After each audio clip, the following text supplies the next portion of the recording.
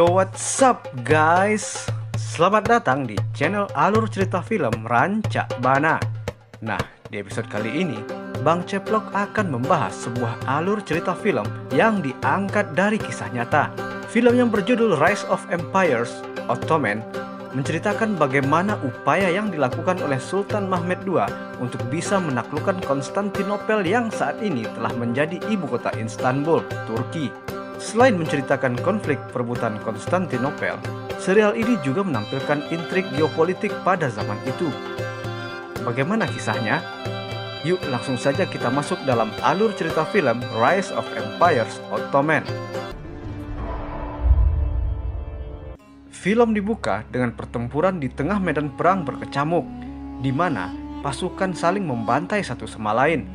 Selayaknya singa yang mengamuk, terlihat seseorang tengah membantai pasukan-pasukan musuh yang menerjangnya.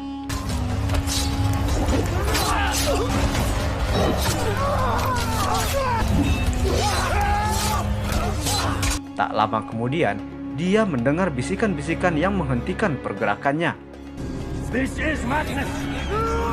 Laki-laki itu sedang terdiam, yang kemudian secara mendadak dia diterjang oleh seseorang dengan sebuah pedang yang membuatnya segera terbangun dari mimpi. Keluar dari tenda, dia melihat perkemahan pasukannya dan sebuah tembok besar. Tembok itu ialah tembok Konstantinopel.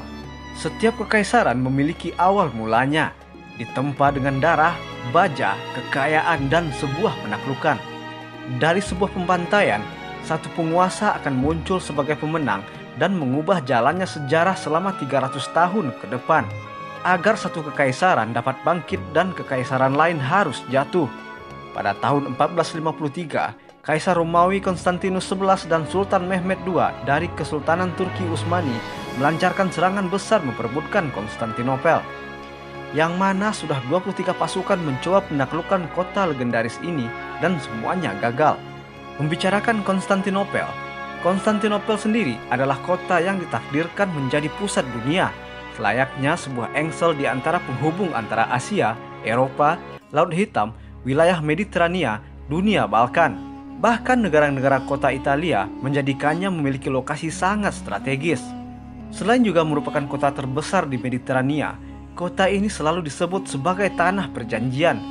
Karena lokasinya strategis, konon siapapun yang menguasai Konstantinopel akan menguasai dunia.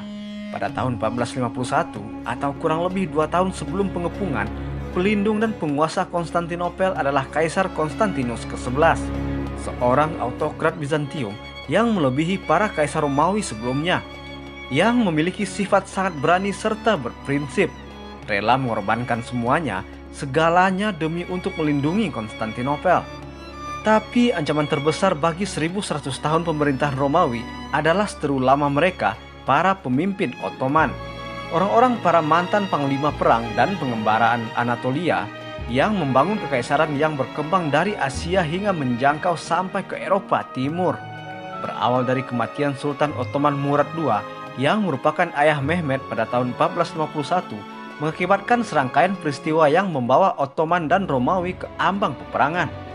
2,5 tahun sebelum pengepungan, sejauh 321 km dari Konstantinopel, putra Sultan Murad II, yaitu Mehmed II, telah mengabdi sebagai gubernur Manisa di Provinsi Aegea untuk hidup beberapa tahun. Dengan kondisi setengah terasing sebagai hukuman setelah bertengkar dengan anggota istana ayahnya.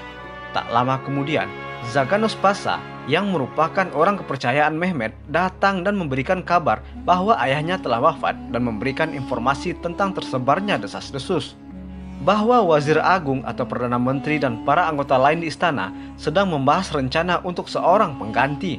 Mendengar hal itu, mereka pun bergegas pergi ke ibu kota dengan kuda.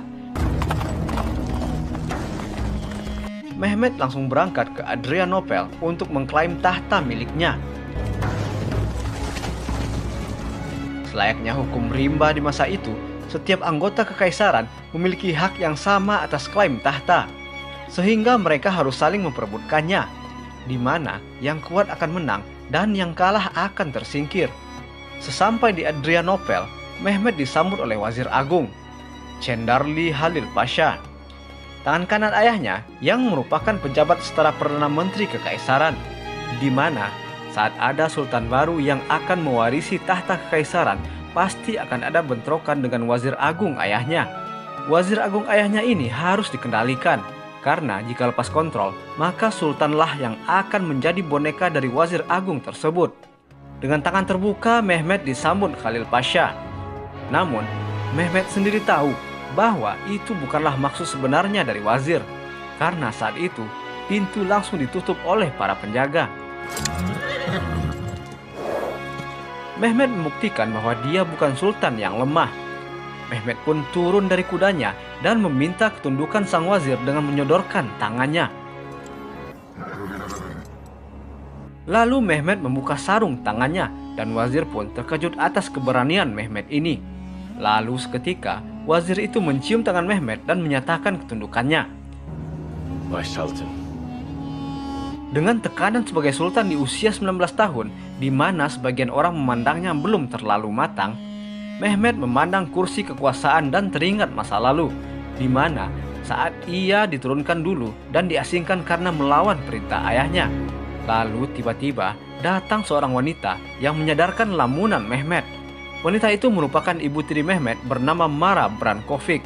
Mara merupakan salah satu sekutu terkuat Mehmet di ibu kota. Datang ingin melihat bagaimana sultan muda itu akan memerintah. Terinspirasi atas perkataan Alexander Agung saat dia naik tahta, yang mengatakan pada akhirnya di saat semua usai, yang terpenting adalah apa yang telah kita lakukan.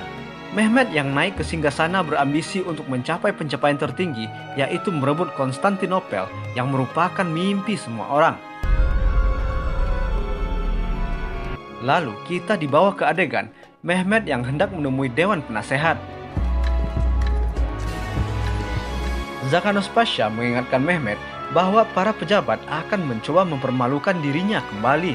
Tapi Mehmet sendiri malah merasa tertantang. Saat itu, Dewan Penasehat Mehmet sendiri terbagi dalam dua kubu, antara para penasehat muda dipimpin Zaganos Pasha dan para menteri ayahnya yang meragukan kepemimpinan dirinya. Sebuah keraguan yang merebak keluar dari ibu kota hingga sampai di telinga musuh Ottoman. Dan tidak perlu waktu lama, sebuah pemberontakan dipimpin Panglima Perang Turki, seorang rival Mehmet, mencoba menguji sultan muda ini dengan merampok tanah Ottoman di Anatolia. Tetapi dengan mudah Mehmet dan pasukannya menghancurkan pemberontakan itu. Tapi itu bukanlah ancaman bagi pemerintahan Mehmet. Ancaman itu mulai datang dari musuh lama Ottoman, yaitu bangsa Romawi pada akhir tahun 1451. Lalu Mehmet menanyakan mengenai berita dari mata-mata mereka di Konstantinopel kepada para menterinya. Menteri itu berkata, Romawi telah mengirimkan permintaan, yaitu mengancam akan membebaskan pamannya Mehmet yang bernama Orham jika mereka tidak melipat gandakan pembayaran untuk keamanan dan pemeliharaannya yang berada di Bizantium. Karena Orham ini mempunyai hak klaim atas tahta kekaisaran Ottoman. Jadi, pembebasan Orham ini direncanakan untuk mengancam sang sultan muda, yang apabila pamannya Orham ini dibebaskan, kemudian diberi sedikit uang dan dukungan yang nantinya diharapkan bisa menggulingkan kekuasaan milik Mehmet. Dan ternyata sebenarnya Konstantinus salah perhitungan. Tindakan yang mereka lakukan ini malah menjadi sebuah kesalahan amat buruk, di mana Sultan menganggap ini sebagai pernyataan perang dan bisa menjadikan ini sebagai kasus untuk menyatakan perang dan mendapatkan dukungan. Menanggapi ancaman Romawi itu, Mehmet mengungkapkan rencananya yang bernama Rumeli Hisara atau benteng di negeri Romawi. Mehmet memerintahkan untuk membangun benteng bersenjatakan meriam-meriam berlokasi strategis di sisi Eropa dari Selat Bosporus, yang memutus semua pasokan dan bantuan militer dari sekutu Romawi di Laut Hitam, yang membuatnya dijuluki sebagai pemotong tenggorokan. Mendengar rencana itu, Khalil Pasha mengingatkan bahwa ini bukan diplomasi, tapi tindakan perang, dan meminta Sultan untuk mempertimbangkan kembali rencananya. Karena dengan adanya benteng di wilayah Romawi, Romawi pastinya akan terprovokasi. Tetapi dengan santai, Sultan berkata, apapun yang ada di dalam tembok Konstantinopel adalah milik Romawi, sementara di luar adalah milik mereka, dan menyuruh Khalil untuk pergi karena dia terus menolak usulan Sultan ini. Terlepas dari ketidaksetujuan Khalil Pasha, pembangunan tetap dilakukan dan secara mengejutkan selesai hanya dalam 4,5 bulan, membawa bangsa Ottoman dan Romawi selangkah lebih dekat kepada peperangan.